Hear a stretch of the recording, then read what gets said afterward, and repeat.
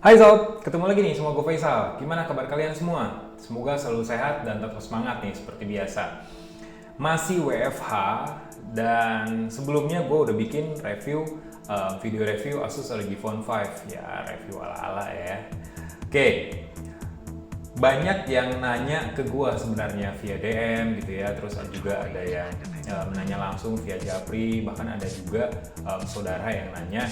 Pertanyaannya gini, Sal, mendingan ROG Phone 5 atau mendingan beli ROG Phone 3 ataupun tetap pakai ROG Phone 3 buat yang masih pakai seri sebelumnya dari ROG Phone? Itu sebenarnya pertanyaan yang gampang sih kalau menurut gue, karena pertama gue udah punya dua-duanya gitu ya.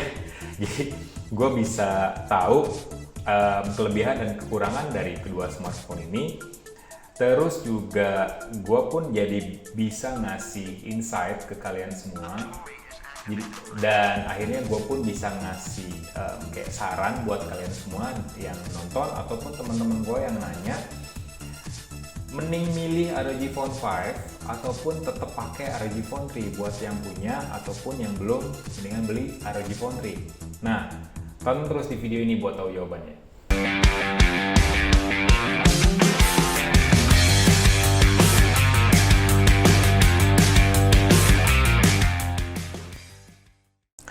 Oke, kalau dari sisi desain, sebenarnya desain smartphone ini tuh dua-duanya sama. ROG Phone seri pertama sampai seri kelima nih, sekarang seri keempat berarti ya, kan nomor 4 dilewat.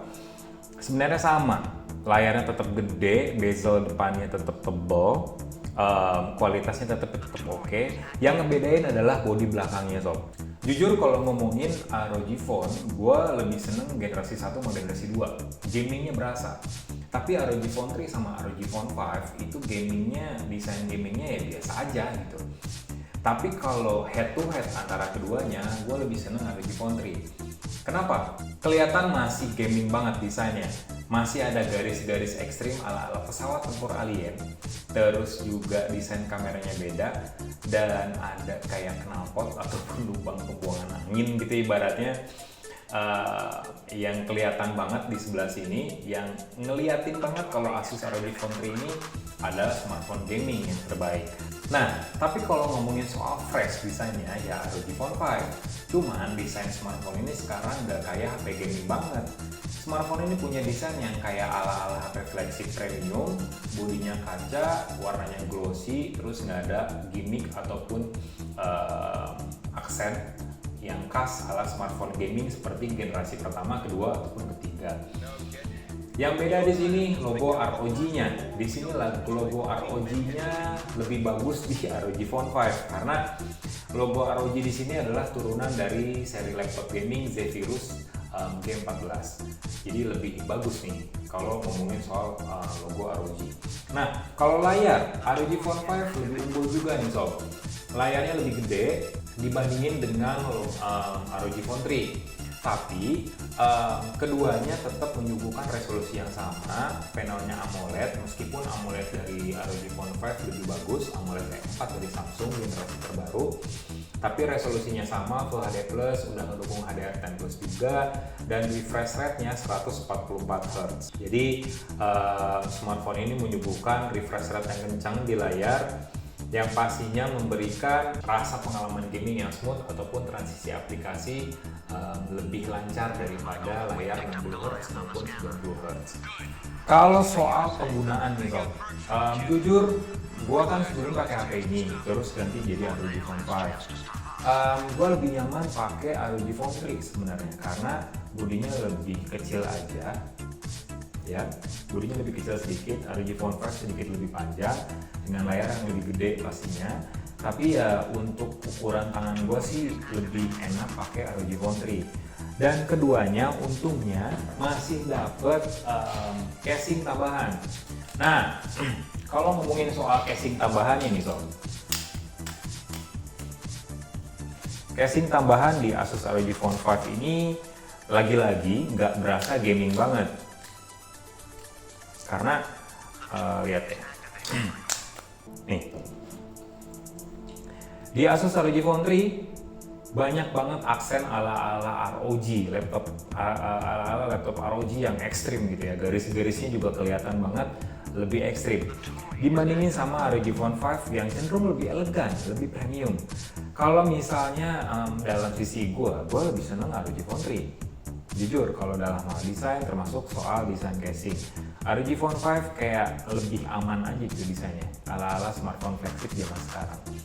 Tapi overall dua-duanya tetap menyuguhkan desain yang beda, termasuk juga desain dari casingnya. Nih, beda kan? Dari tadi gue cuma muji ROG Phone 3 mulu nih. Terus keunggulan ROG Phone 5 dari kakaknya apa? Masa nggak ada perubahan sama sekali? Ya ada sob. ROG Phone 5 sekarang pakai prosesor Snapdragon 888 yang jadi prosesor kekencang kedua di dunia saat ini dari Qualcomm ya, karena yang paling kencang pertama ya Snapdragon 888 Plus. Nah ini kan 888 biasa. Tapi untuk RAM, memori penyimpanan dan baterai tetap sama nih antara keduanya. RAM-nya tetap LPDDR5, terus juga memorinya UFS 3.1 dan baterai 6000 mAh. Cuman ada perbedaan signifikan dalam hal baterai. Kalau baterai di sini 6000 mAh dengan fast charging 30 watt.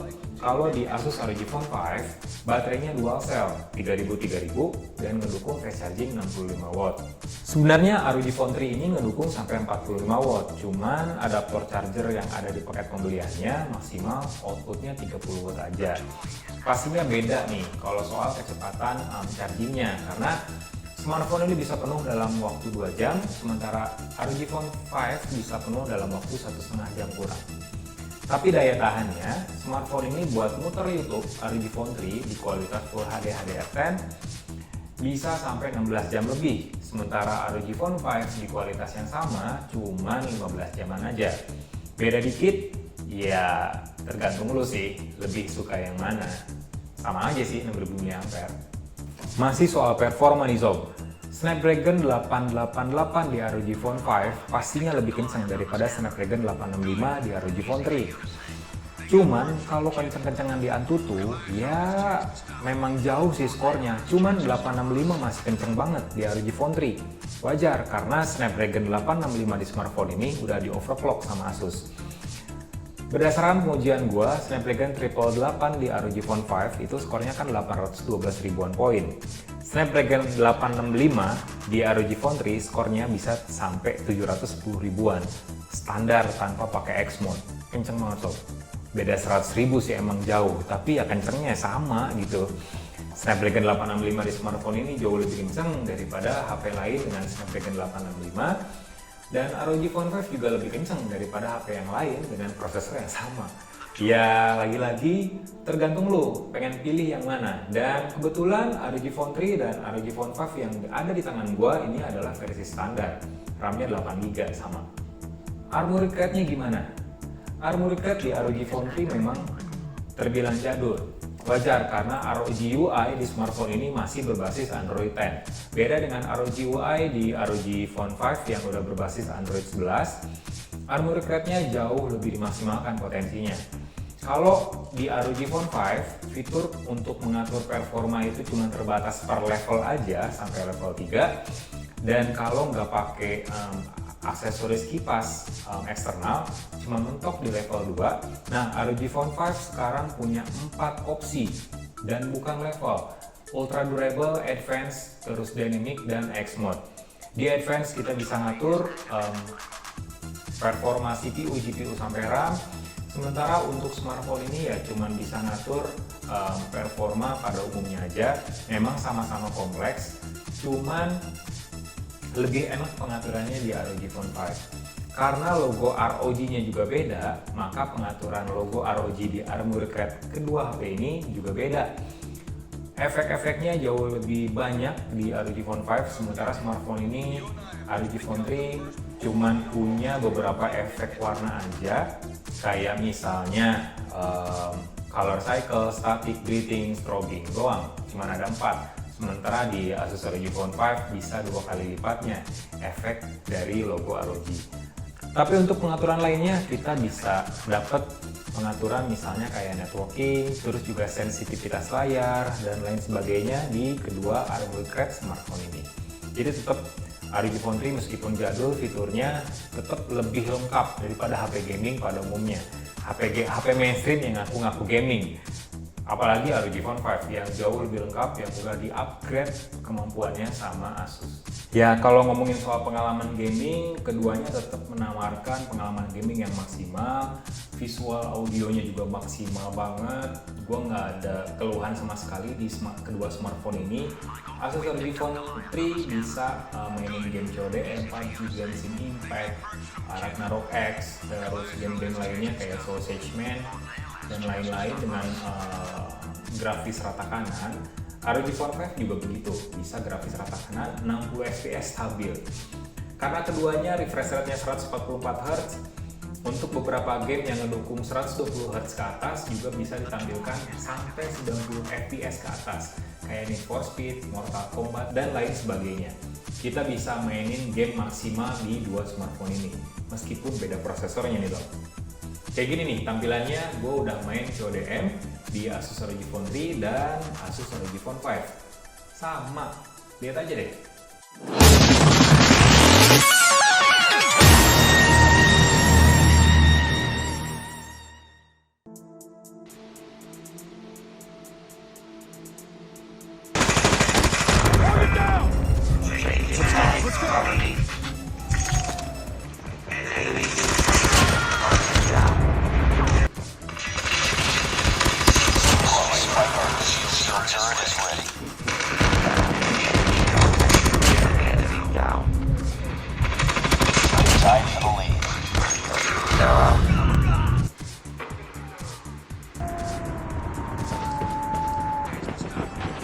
Target's in sight.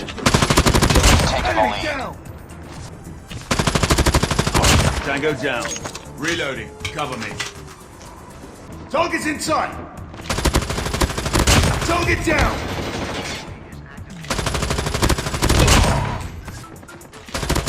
Tango Shield down! turret is ready. Contact with enemy!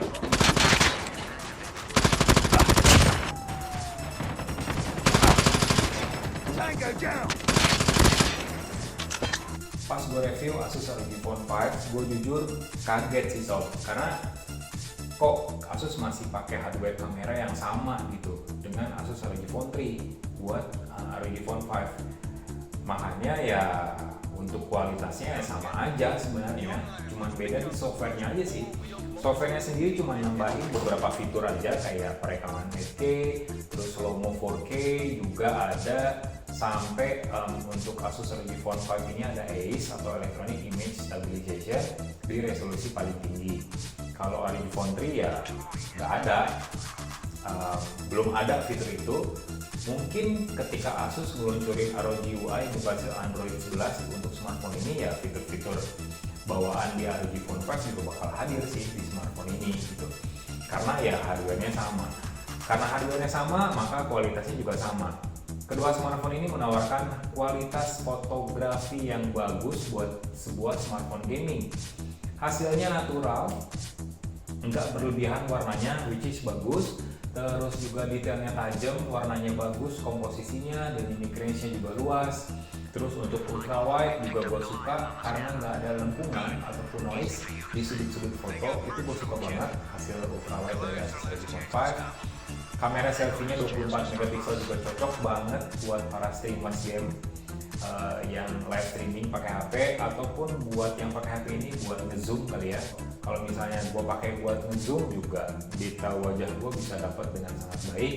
Dan gue sempat nyobain jadi streamer juga pakai aplikasi Google Play Games ataupun aplikasi bawaan di smartphone ini juga sangat baik, karena keduanya, Armoricast keduanya bisa memungkinkan kita buat upload video langsung ke akun YouTube kita. Jadi kamera depan ini sangat bantu buat para streamers, game, khususnya buat kayak PUBG Mobile, CODM, Genshin Impact, dan lain sebagainya. Oke, jadi mendingan ROG Phone 3 aja yang buat yang punya ROG Phone 3 atau upgrade ke ROG Phone 5. Sebenarnya ada dua jawaban sih buat pertanyaan tersebut. Buat kalian yang punya HP ini, ROG Phone 3, dan mungkin lo adalah orang yang techie, dan punya budget gede, terus nggak mau ketinggalan apapun update teknologi di smartphone, ya mungkin ROG Phone 5 bisa menjadi pilihan yang terbaik buat lo. Lo bisa beli HP ini dan mendapatkan kencengnya Snapdragon 888, gedenya layar 6,76 dari ROG Phone 5, terus juga efek logo RGB yang beda daripada seri sebelumnya, dan pastinya ya desain yang berbeda meskipun nggak gaming-gaming banget. Tapi misalnya jawaban kedua nih, misalnya kalian udah punya ROG Phone 3 dan kebita buat ganti ROG Phone 5, gua kasih tahu nih, saran gua mendingan simpen uang kalian baik-baik buat kebutuhan lainnya.